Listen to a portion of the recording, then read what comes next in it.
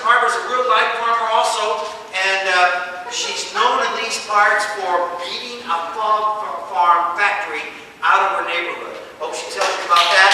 And she belongs to CCI, and she's one of their leaders, and we're very grateful for that. Hi everybody, my name is Barb, as he said, and I'm a fourth-generation family farmer from Adair County, which is about 40 miles west of Des Moines. We raise corn and soybeans. I'm also a 10-year member of Iowa Citizens for Community Improvement. And it's a great organization, and nobody works harder to improve communities than we do. So I'm very happy to be here with Occupy the World Food Price movement tonight, and there's been a lot of good food for thought put on the table here from these guys. So thank you very much. The family farm life is all that I've ever known. I was a young adult in the 1980s when thousands of farmers were driven off their land here in Iowa. Federal farm policies were responsible for that at the time. But by 1995, legislation was passed in the state of Iowa called House File 519 that opened the door for corporate farming here in the state of Iowa, and that's what we see grow every year.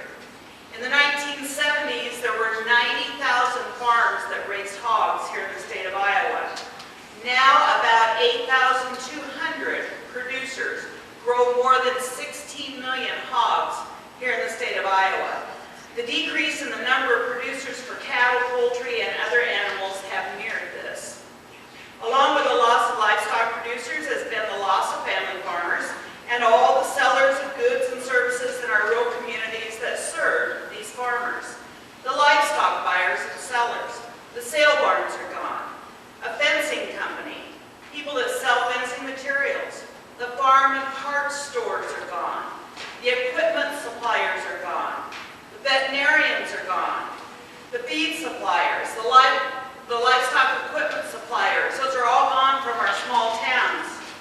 We've seen the demise of our schools, churches, theaters, car dealerships, hospitals, clinics, shoe and clothing stores. Use your imagination because most of it's gone. With the loss of these families and businesses has come the loss of the economic activity throughout rural communities. This results in the loss of tax revenues. Fewer people are there to support the infrastructure, to pay for the water and the electrical service to our communities. So, of course, our costs go up. Currently, one small CAFO in Union County will command up to $187,000 worth of infrastructure inputs by the county, yet their presence there adds no new tax revenue to county coffers because you see, industrial scale livestock producers are taxed under the ag tax rules originally made for the small farmers.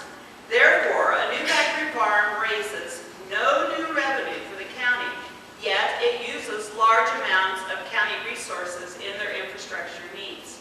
You and I pay for that. As corporate agriculture slowly takes over the food production system in the United States, we call it vertical integration.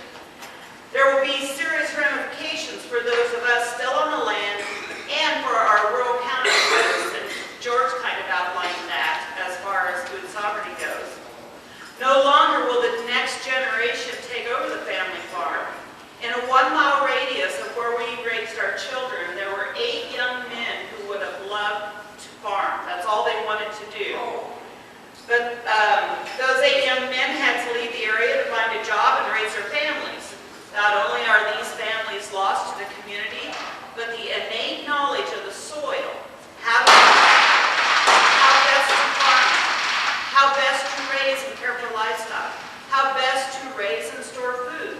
That knowledge is gone too. Do we really believe that a CEO in a corner office can give hired men the tools and knowledge they need to till and harvest and raise livestock in a sustainable way? The answer is no, and we have about 1 more generation, and that innate knowledge is going to be gone. Will we trust corporate America to feed us at an affordable price just because they love to farm? I'm sure not, but that is what individual family farmers did for years. We produced at less than cost of production. Well, we love to farm.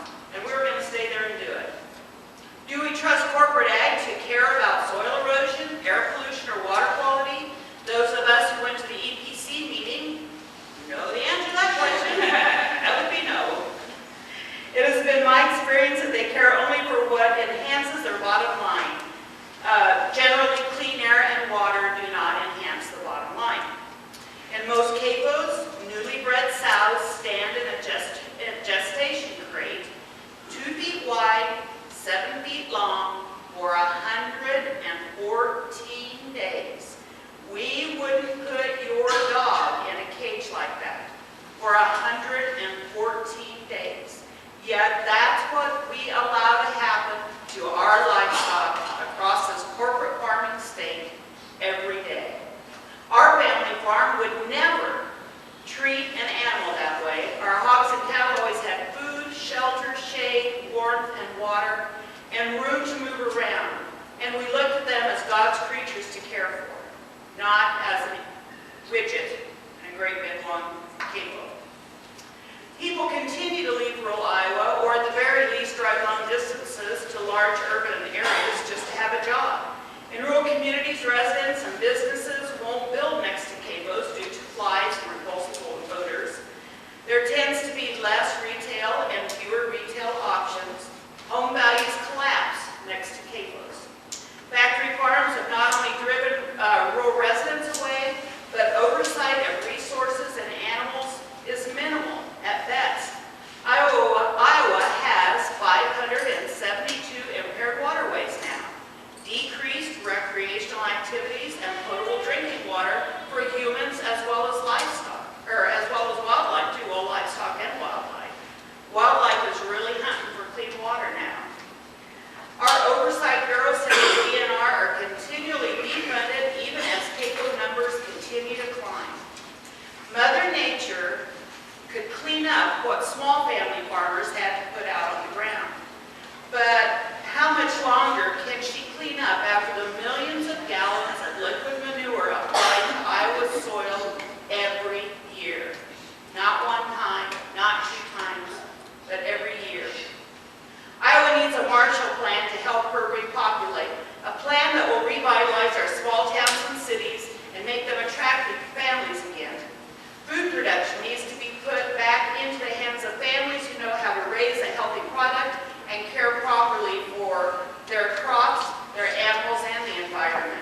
This is the source of a strong and vibrant Iowa. It is the answer to our polluted waterways, to air pollution, the degradation of true animal husbandry that's happened over the years. It's part of the answer to our declining school system, as children would return to small schools and small town pride.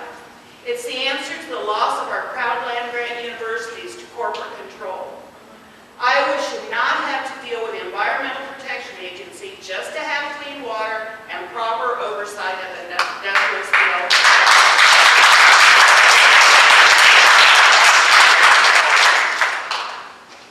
I'm a 10-year member of Iowa CCI.